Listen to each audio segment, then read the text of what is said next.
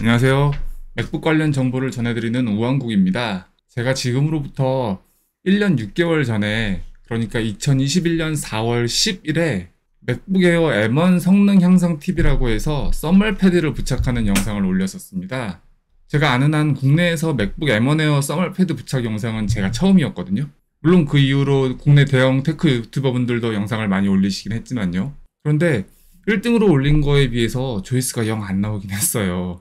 오늘은 조회수가 너무 안 나왔다고 징징대려고 영상을 만드는 건 아니고요. 제가 1등으로 올렸으니까 결과적으로 제가 제일 오랫동안 써멀 패드를 부착한 맥북 에어 M1을 사용했겠죠? 게다가 대형 테크 유튜버분들, 그분들 워낙 바쁘고 한 분들이니까 M1 에어 나왔을 때 처음에 리뷰용으로나 좀 사용하시고 실제로 얼마나 사용하셨겠습니까? 프로도 있고 맥스도 있으니까 이제 그거 사용하시고 M1 에어는 서브용으로나 좀 사용하셨겠죠.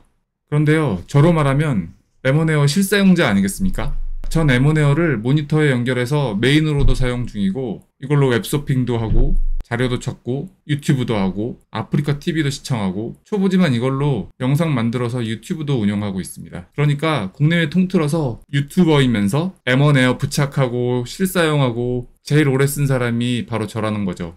이건 좀 오버 같긴 합니다만. 그리고 M2 에어 사신 분들도 마찬가지로 써멀 패드 작업이 가능한데요. M1 에어나 M2 에어나 써멀 패드 작동 원리가 같기 때문에 M2 에어 써멀 패드 작업하셨거나 관심 있으신 분들도 영상 보시면 참고가 될 것 같습니다. 자, 대충 이 정도면 M1 에어 써멀 패드 사용 후기 작성할 만한 스펙은 제가 갖춘 것 같으니까요. 오늘 사용 후기 간단히 어떻게 진행할지 설명드릴게요. 첫 번째로 우선 써멀 패드 부착 후에 빡세게 실사용 한 1년 반 된 시점에서의 배터리 상태를 알아볼 거고요. 저 엄청 하드하게 사용했다는 거 감안해 주세요. 두 번째로 1년 반 지난 시점에서 벤치마크 점수를 확인해 볼 거예요. 혹시 써멀 패드 부착으로 M1 에어가 상태가 안 좋아지진 않았을까 하는 체크용이고요. 세 번째로 1년 반 지난 시점에서 M1 에어 뒷판을 열어서 내부 상태가 어떤지 확인할 거고요. 네 번째로 1년 반 동안 M1 에어 써멀 패드 에디션을 사용하면서 느낀 장단점에 대해서 말씀드리고 써멀 패드 작업을 고민하고 있는 분들을 위해서 써멀 패드 작업하기를 추천하는 사용자군과 비추천하는 사용자군을 나눠드릴 거예요. 그리고 마지막으로 맥북 에어와 아이폰 관련 영상을 앞으로 열심히 올리겠다고 하면서 구독과 좋아요, 구걸하고 영상 마치도록 하겠습니다. 자, 가보시죠. 첫 번째, 우선 써멀 패드 부착 후 실사용 1년 된 상태의 배터리입니다. 맥북 자체의 시스템 리포트 기능을 사용했고요. 사이클 수가 151, 배터리 성능 최대치는 92%입니다. 전 M1 에어를 메인 기기로 사용하기도 해서 보통 전원을 연결해 놓은 상태로 클램쉘 모드로 사용했기 때문에 사이클 수는 실제 사용 내용보다 훨씬 적을 거라는 거 말씀드리고요. 92%, 이건 개인적으로는 사용한 정도에 비해서는 양호하다고 생각합니다. 애플에서도 배터리 보증의 경우 1년 1,000회 80% 효율이기 때문에 제 맥북의 경우에는 무난하게 정상 범주에 들어 있습니다. 그래도 더 높았으면 좋을 것 같긴 한데 아쉽죠. 두 번째, 벤치마크를 돌려봤는데요. 기본적으로 긱벤치 같은 짧은 벤치마크에서는 성능 차이가 별로 나지 않았습니다. 제 경우에는. 또 그럴 것이 온도를 낮춰서 성능을 끌어올리는 게 써멀 패드 부착의 기본 아이디어이기 때문에 과부하를 좀 거는 시네벤치 기준으로 보여드릴게요. 기본 맥북 에어에 비해 제 써멀 패드 장착 맥북 에어의 성능이 싱글에서는 이 정도, 멀티코어 작업 시에서는 이 정도 차이가 납니다.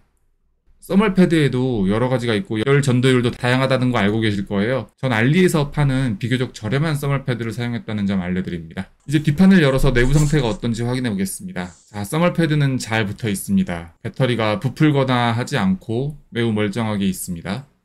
써멀 패드 살짝 들어보겠습니다. 여러분, 써멀 패드가 굉장히 부들부들하고 약하기 때문에 손으로 살살 만져주셔야 돼요. 핀셋 같은 거는 저는 약간 전문적인 느낌을 내려고 좀 써봤는데 핀셋 사용하시면 안 되겠습니다. 결과적으로 써멀 패드는 멀쩡하게 잘 붙어 있습니다. 마치 정말 어제 붙인 것처럼 굉장히 색깔도 그대로고 촉촉함도 그대로였습니다. 써멀 패드 때문에 배터리가 뜨거운 열에 노출되어서 수명에 문제가 생길 거라고 하시는 분들도 있는데요. 이 합판 부분이 배터리 쪽과 바로 연결되는 구조가 아니고 떠있는 구조입니다. 전 합판의 열이 배터리에 크게 영향을 줄 수준은 아니라고 생각합니다. 대충 재보니까 포스트잇 12장에서 15장 정도의 두께의 공간이 떠 있습니다. 자, 이제 닫겠습니다.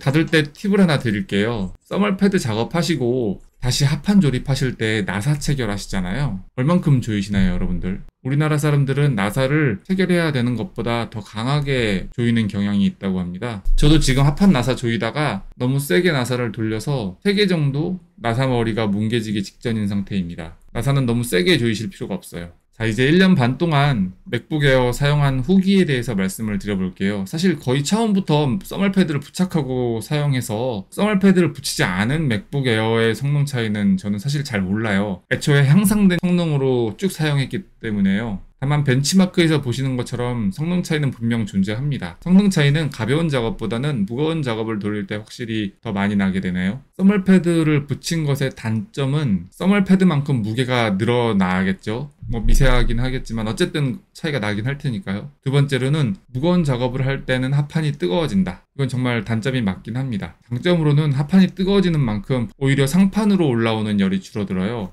키보드 쪽에 원래 이제 무거운 작업을 하면 열이 조금 올라오거든요. 근데 그거를 밑으로 빠지게 해주기 때문에 이 위로는 오히려 올라오지 않더라고요. 또 속도가 빨라진다. 그게 답니다. 속도가 빨라지는 게 너무 커서 이 써멀 패드 작업을 하는 거겠죠. 사실상 같은 세대급의 CPU가 아닌 그 한 세대 이후의 CPU를 사용하는 것 같은 차이가 있으니까요. 벤치마크상으로 보면. 근데 여러분들 맥북 에어 이제 보증기간이 만료되시는 분들이 슬슬 생길 거예요. 뭐 이미 많이 좀 생기긴 했겠죠. 저는 혹시 문제가 생겼을 때는 AS 못 받을 리스크를 감수하고 처음부터 맥북 에어 M1의 써멀 패드 작업을 했던 거였거든요. 하지만 이제 보증기간이 끝나는 M1 에어는요. 전 할만하다고 봅니다. 물론 전 의견을 제시해 드리는 거고 선택은 여러분들의 몫이긴 하겠지만요. 제가 써멀 패드 작업을 추천하시는 분들은 다음과 같습니다. 맥북 에어 보증기간이 만료된 분들, 그리고 맥북 M1 에어 혹은 M2 에어 사용자 중에서 나름 헤비한 작업들, 영상 작업 같은 것들을 하시는 분들, 비추천하는 분들은 애플케어 가입하신 분들, 이런 분들은 비싼 돈 내고 애플케어 가입했는데 혹시나 나중에 합판을 열었다고만 해서 AS가 안 되는 건 아니지만요. 혹시나 AS 못 받으면 안 되잖아요. 그렇기 때문에 애플케어 가입하신 분들은